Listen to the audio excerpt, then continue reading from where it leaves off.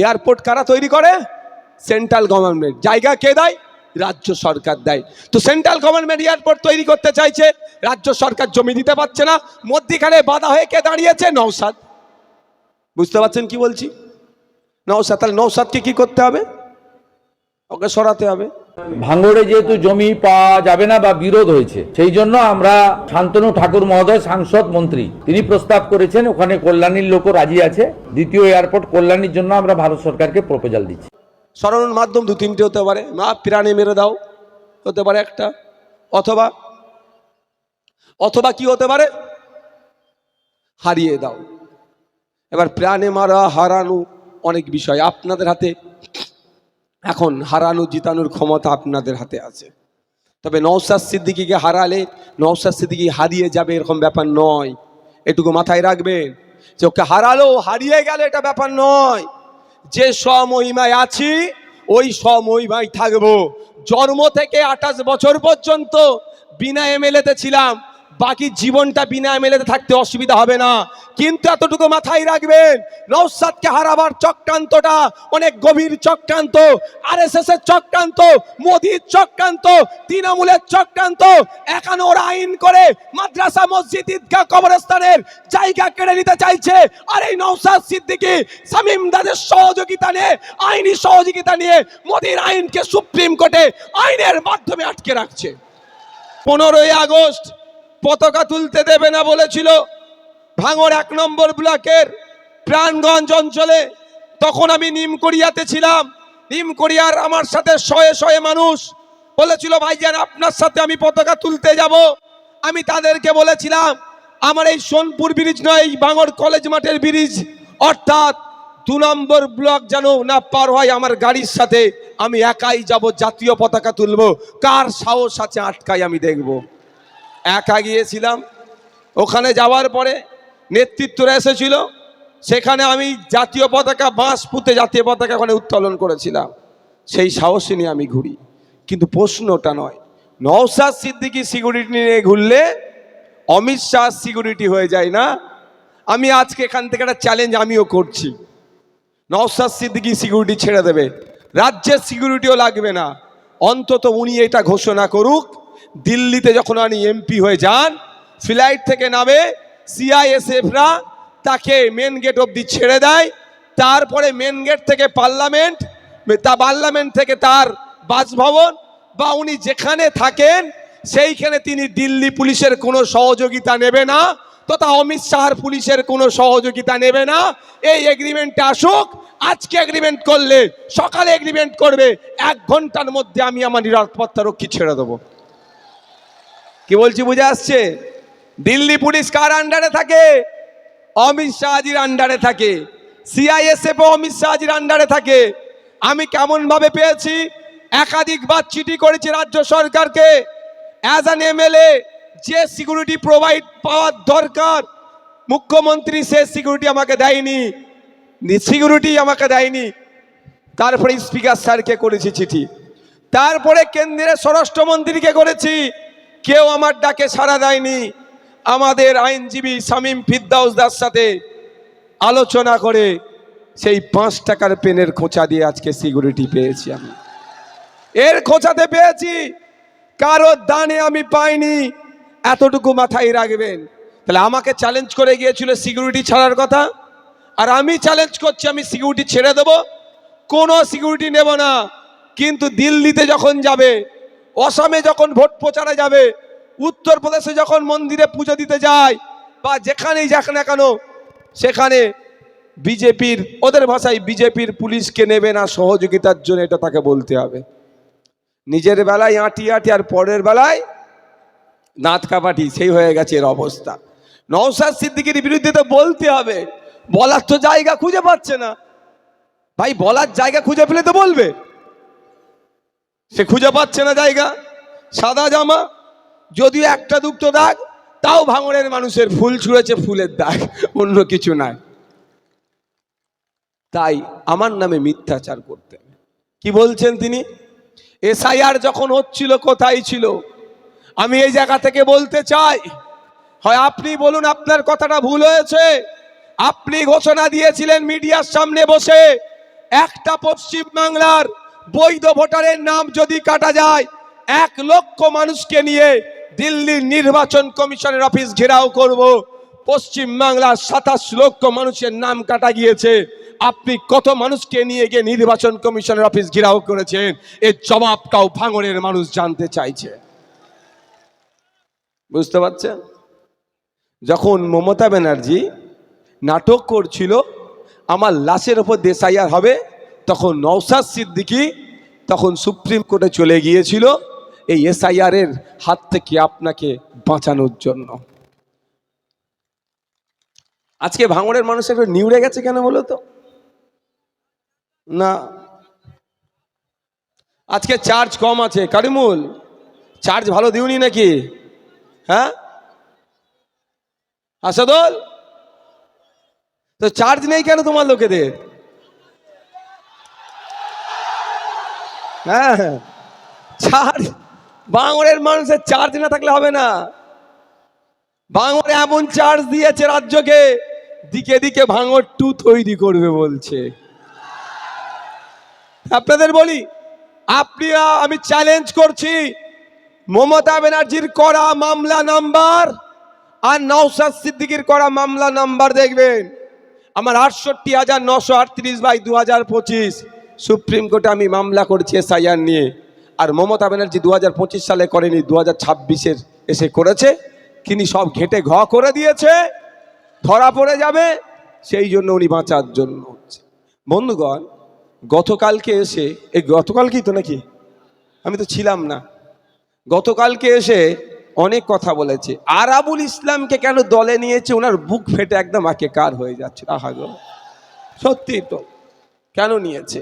আমি যদি স্টেজ থেকে প্রশ্ন করি, করতেই হয়, নন্দীগ্রামের বর্তমান তৃণমূলের যিনি প্রার্থী, তার নামে মুসলমানদেরকে খুন করেছে এই অভিযোগ আছে।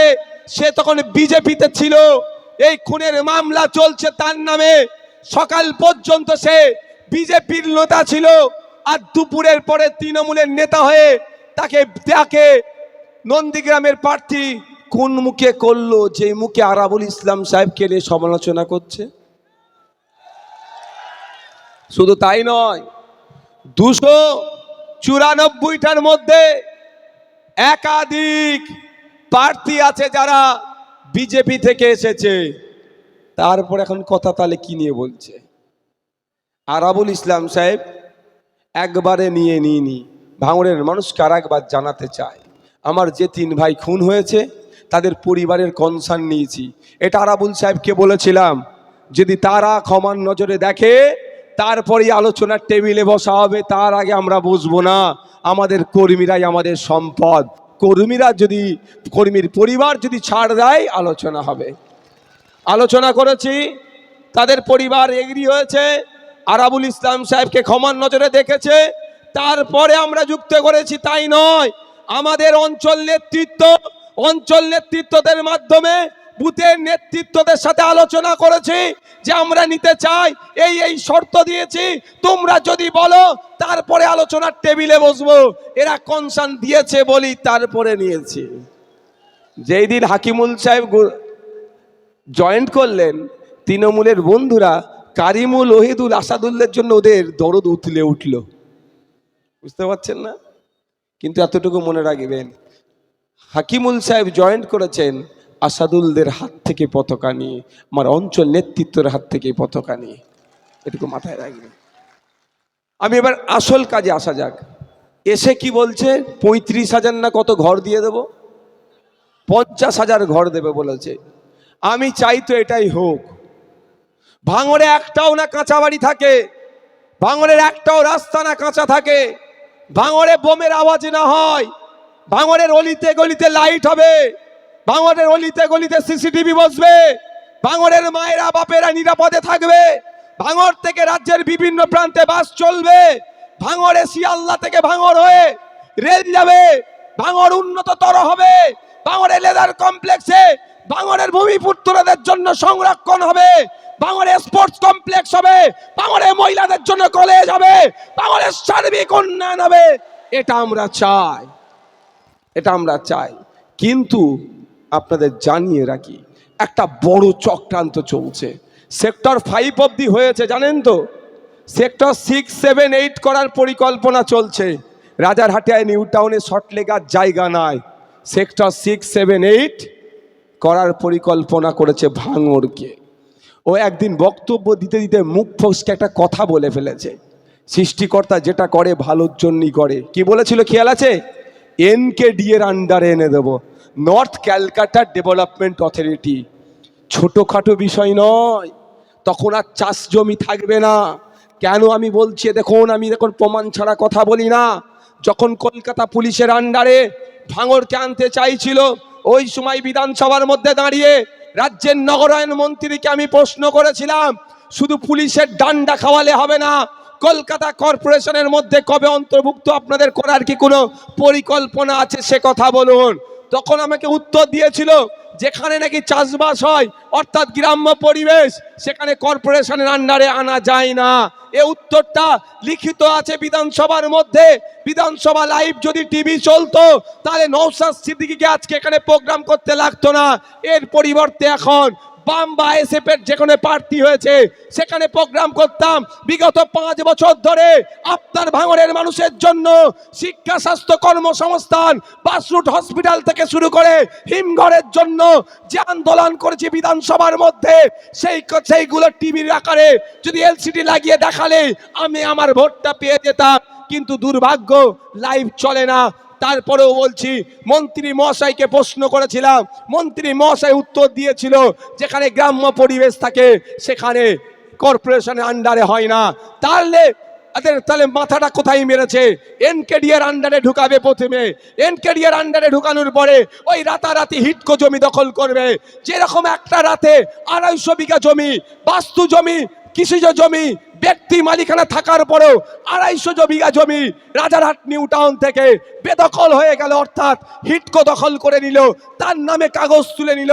তবে আগামী দিনে এই ভাঙড়ের মানুষকে এইভাবে শোষণ করার জন্য 50,000 বাড়ি টোপ দেওয়া হচ্ছে, যাতে করে ওরা জান ভাবছে যে এই 50,000 মানুষ যদি আমাদেরকে 2টো করে ভোট দেয় 1 লাখ ভোট পাবো, তাদের জনপ্রতিনিধি হয়ে যাবে। আগামী দিনে ভাঙড়ের জমি নিয়ে সেক্টর 6, 7, 8 তৈরি করব, অথবা এখানে ইন্ডাস্ট্রি বানাবো এবং সাথে সাথে এয়ারপোর্ট করব। এই সমস্ত জায়গাগুলোকে বুল্লুজাত দিয়ে ভেঙে দখল নেব। তখন জনপ্রতিনিধি নওশাদ সিদ্দিকী থাকবে না, বুক চিতিয়ে লড়াই করার মতো কেউ থাকবে না। এই ধান্দাকে সামনে রেখে 50,000 বাড়ি দেওয়ার গল্প শুনিয়েছে। আর আপনাদের বলবো, ওয়াকাফ থেকে শুরু করে, ওবিসি থেকে শুরু করে, ফেক ST/SC সার্টিফিকেট বাতিল থেকে শুরু করে এই SIR পর্যন্ত বিপদে আপদে এই নওশাদ সিদ্দিকী সংযুক্ত মোর্চার বিধায়ক যেভাবে লড়াই করছে বুক চিতিয়ে, যদি মনে করেন আপনার জমি, আপনার পিতার বাসস্থান, আপনার কবরস্থান, আপনার মন্দির, আপনার মসজিদ, আপনার বাসস্থান সুরক্ষিত রাখা দরকার, তাহলে আপনাদের বলবো অন্য কোনো জায়গায় ভোট দেওয়ার দরকার নাই। আগামী 29 এপ্রিল EVM মেশিনের 5 নম্বর বুতাম টিপে বামেদের সমর্থনে আমি দাঁড়িয়েছি। আমাকে বিপুল ভোটে জয়যুক্ত করার আমি কথা দিয়ে যাচ্ছি। যেভাবে বলেছিলাম যে ভাঙড়ের মানুষের ইচ্ছার বাইরে 1 কোদাল মাটি এয়ারপোর্টের জন্য ফেলতে দেব না, 1 কোদাল মাটি এয়ারপোর্টের জন্য তুলতে দেব না। আজকেও কথা দিচ্ছি, বিধায়ক করে আমাকে পাঠান, আমি আপনাদের সামনে দাঁড়িয়ে যতই বিপদ আপদ আসুক না কেন, প্রথম আমি বুক চিতিয়ে লড়াই করব। আগে আমাকে পার করতে হবে, তারপরে আপনাদের কাছে আসবে। বুঝতে পারছেন প্ল্যানটা কোথায়? ইঁদুর ধরা কল দেখেছেন তো নাকি? কি করে, ভালো ভালো খাবার দিয়ে রাখে না, ঢুকে যাওয়ার পরে কি হয়? 50,000 বাড়িটা হচ্ছে ইঁদুর ধরা কল। মাথায় রাখবেন মা, বড় একটা চক্রান্ত হচ্ছে এটা। দেখুন, আমি জিতে হারার জন্য বলছি না, আমি MLA হয়ে লসে রান করছি, আমি MLA হয়ে লসে রান করছি। খারাপ ভাষায় নেবেন না বিষয়টা, যেটা বলবো এক্ষুনি একটা কথা। আমার কত স্টেমিনা আছে আপনারা বুঝতে পেরেছেন তো? সকাল 6টায় বেরিয়ে রাত 1:30টা পর্যন্ত প্রোগ্রাম করা ছেলে আমি, বুঝতে পেরেছেন? শুধু তাই নয়, আর একটা কথা বলি, জানেন না, না আমার ওটা বলা যাবে না, এখানে অসুবিধা হবে না, ঠিক ঠিক জায়গায় চলে যাবে, লাস্টে অসুবিধা হবে। যাক, তাহলে সকাল 6টায় বার হয়ে রাত 1:30টা পর্যন্ত প্রোগ্রাম করি আমি। তাহলে দিনে যদি আমি জলসা করি, খান পাঁচেক জলসা তো এমনি করতে পারবো ভাই। হ্যাঁ, বড় ভাইজান সানাউল্লাহ ভাই, জুনায়েদ ভাই, সওবান ভাই, আব্দুল কাদের ভাই, সাফিরি ভাইজান, তাহাবিব ভাইজান যেরকম সুন্দর করে ধর্মীয় বায়ান দিতে পারে, হয়তো আমি অতটা ভালো দিতে পারবো না, কিন্তু যতটুকু জ্ঞান আছে খুব একটা তাদের কাছ থেকে পিছিয়েও পড়বো না ভাই, তাই না? তো দিনে তো 5টা করতে পারতাম, তাহলে দিনে আমার ইনকাম কত হতো নাজরানা? এবার তোমরা বুঝে না হিসাব করে। সব ছেড়ে এখানে এসেছি মানে আমি লসে রান করছি, কিন্তু এ কথা বলার কারণ আপনাদের বলছে এই জন্যই যে একটা বড় টার্গেট রেখেছে ভোগালী অনে এয়ারপোর্ট করার। কেন এখন করতে পারছে না এয়ারপোর্ট? ও জানে নওশাদ সিদ্দিকী আছে। আজকে 250 বিঘা জমি হিটকো দখল করে নিল, হিটকোর নামে কাগজ তুলে দিল। ওখানকার বিধায়ক কোনো কথা বলেনি, কারণ হিটকো রাজ্য সরকারের আন্ডারে, রাজ্য সরকার পরিচালনা করছে তৃণমূল, আর রাজারহাটের বিধায়ক তৃণমূলের, তাই তার সরকারের বিরুদ্ধে কথা বলতে পারেনি। কিন্তু এখানকার বিধায়ক আছে নওশাদ সিদ্দিকী, সংযুক্ত মোর্চার বিধায়ক, অত সহজ নয়, টেন্ডি বেন্ডি করলে ছেড়ে কথা বলবে না। তাই আমি আপনাদের কাছে অনুরোধ করব, দাঁত থাকতে বলে দাঁতের মায়া বুঝতে হবে, একটু বোঝার চেষ্টা করবেন। 77টা কি হলো ভাই? উল্টে গেছে? আচ্ছা আচ্ছা, এদিকে তাকাও, এদিকে তাকাও, এদিকে তাকাও, এইদিকে তাকাও, এইদিকে তাকাও।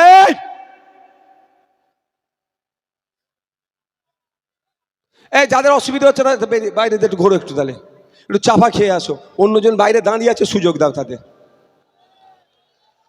হাফ টাইম করো, একটু বোঝার চেষ্টা করে। 77টা বিজেপির বিধায়ক আছে, কোনো কথা নাই। শুভেন্দু অধিকারী যেখানকার থেকে কন্টেস্ট করছে, সেখানে অভিষেক ব্যানার্জি, মমতা ব্যানার্জি বা স্টাররা সেইভাবে প্রচার করছে না। এক ভাঙড়ের বিধায়ককে ডিস্টার্ব কেন করা হচ্ছে বোঝার চেষ্টা করবেন। এক সংযুক্ত মোর্চার বিধায়ক ওদের সব ভণ্ডামি ফাঁস করে দিচ্ছে, পর্দা ফাঁস করে দিচ্ছে, ওই জন্যে কে আটকাতে হবে। গোপনে সেটিং করছিল, সেটি এখন প্রকাশ্যে চলে এসেছে। জয়ন্ত গায়েন মহাশয় ভাঙড়ে বিজেপির পক্ষ থেকে দাঁড়িয়েছেন, রাতের অন্ধকারে নয়, দিনের বেলায় সেটিং করতে গিয়েছিল। যখন ছবিটা পাবলিক হয়ে গেছে, তখন কি বলছে আপনাদের? যেটা সৌজন্য সাক্ষাৎ, সৌজন্য সাক্ষাৎ নয়, সৌজন্য সাক্ষাৎ আমরাও জানি। 2021-এর নির্বাচনের সময় একটা পোলিং স্টেশনে সৌমিহাতি মহাশয়া বিজেপির প্রার্থী, তার সাথে আমার দেখা হয়েছিল। তিনি আমাকে বললেন, ভাই কেমন আছেন? আমি বললাম, আমি ভালো আছি দিদি, আপনি কেমন আছেন? প্রকাশ্য সেটা ছিল, দিনের আলোর সামনে, রাস্তার ওপরে, দরজা বন্ধ করে, গুজগুজটা নয়। কেন তারা বিজেপি তৃণমূল কেন ফাঁদ পাচ্ছে? কেন আপনাকে আটকাতে চাইছে? এক জায়গায় কেন বসছে? এয়ারপোর্ট কারা তৈরি করে? Central government. জায়গা কে দেয়? রাজ্য সরকার দেয়। তো সেন্ট্রাল গভর্নমেন্ট এয়ারপোর্ট তৈরি করতে চাইছে, রাজ্য সরকার জমি দিতে পারছে না, মধ্যিখানে বাধা হয়ে কে দাঁড়িয়েছে? নওশাদ। বুঝতে পারছেন কি বলছি? নওশাদ। তাহলে নওশাদকে কি করতে হবে? ওকে সরাতে হবে। সরানোর মাধ্যম 2-3টে হতে পারে। মা প্রাণে মেরে দাও হতে পারে একটা, অথবা অথবা কি হতে পারে? হারিয়ে দাও। এবার প্রাণে মারা, হারানো অনেক বিষয় আপনাদের হাতে। এখন হারানো জিতানোর ক্ষমতা আপনাদের হাতে আছে। তবে নওশাদ সিদ্দিকীকে হারালে নওশাদ সিদ্দিকী হারিয়ে যাবে এরকম ব্যাপার নয়, এটুকু মাথায় রাখবেন। যে ওকে হারালো, হারিয়ে গেল, এটা ব্যাপার নয়। যে স্বমহিমায় আছি ওই স্বমহিমায় থাকবো। জন্ম থেকে 28 বছর পর্যন্ত বিনা এমএলএতে ছিলাম, বাকি জীবনটা বিনা এমএলএতে থাকতে অসুবিধা হবে না।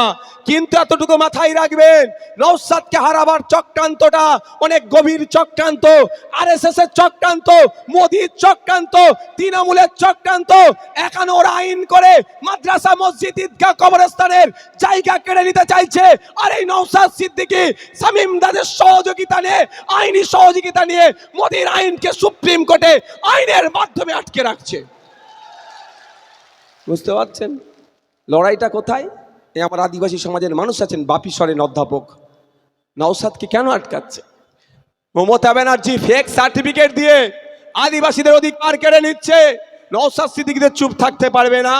আমার সামনে আদিবাসীর অধিকার কেড়ে নিচ্ছে, আমি চুপ থাকতে পারবো না, আমি প্রতিবাদ করছি, আমি হুঙ্কার দিচ্ছি, বিধানসভার মধ্যে দাঁড়িয়ে মন্ত্রীদের চুপ করিয়ে দিচ্ছি।